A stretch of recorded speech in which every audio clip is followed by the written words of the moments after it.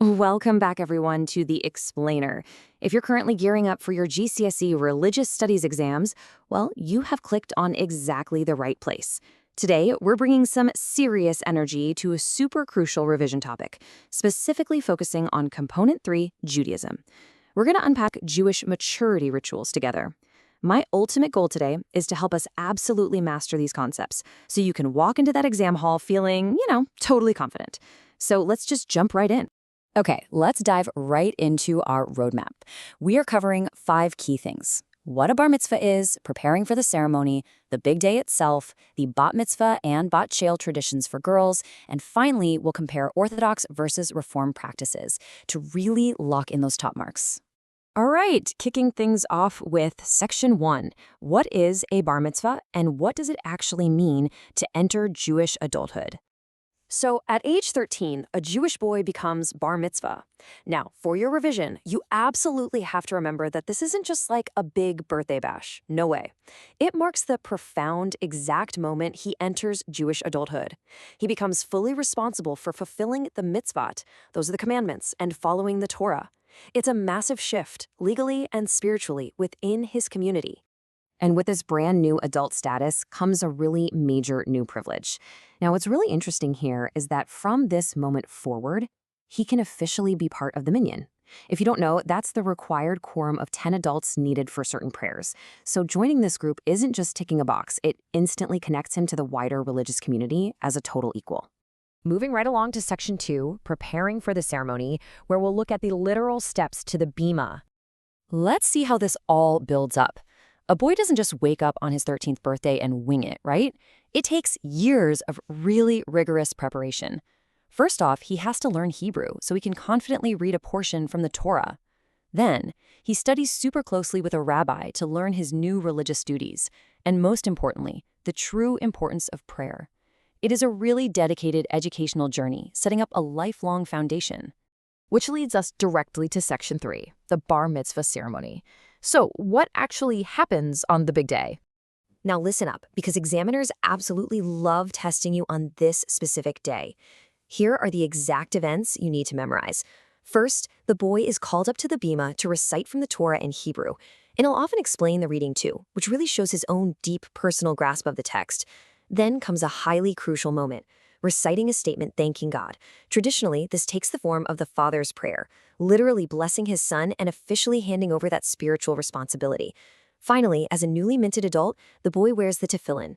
These aren't just empty rituals. They are powerful actions signifying his direct accountability to God. Let's quickly isolate a key vocab term from that sequence, the bima. This is the raised platform or the reading desk right in the synagogue. Because the boy is called up here to recite from the Torah, it physically places him front and center. It's a visual way of highlighting the immense importance of his new role to the entire congregation watching. And the second key term you gotta know is tefillin. Following the ceremony, a boy is finally permitted to wear these ritual items during weekday morning prayers. Putting on the tefillin is this highly visible, daily, physical reminder that he has reached this new stage of maturity. It's a constant anchor to his faith.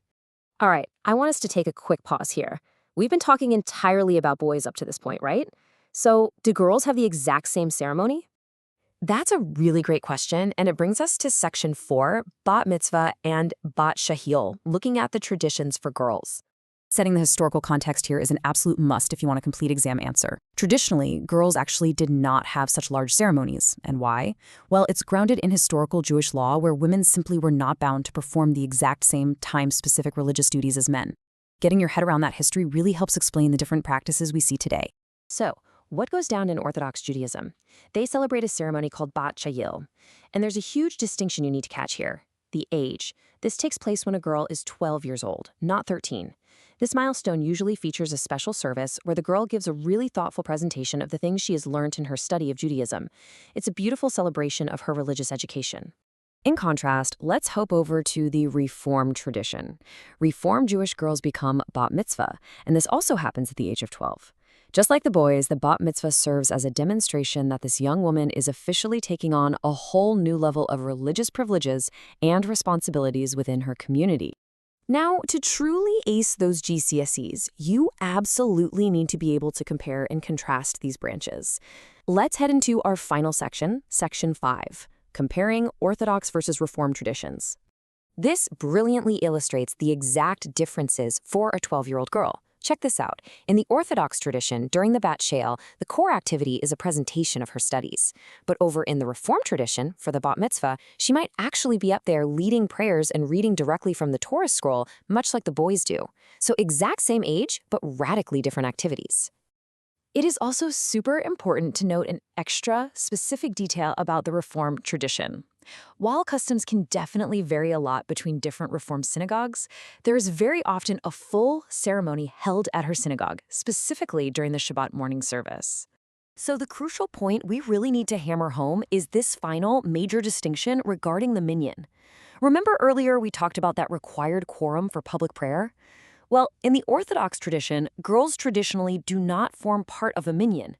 However, in the Reform tradition, once a girl becomes bat mitzvah at age 12, she absolutely can form part of a minyan. Cementing that specific difference in your brain is going to be a total game changer for your exams. We've covered the definitions, the intense preparation, the vivid ceremonies, and those vital differences between Orthodox and Reformed traditions. So I'll leave you with this to ponder.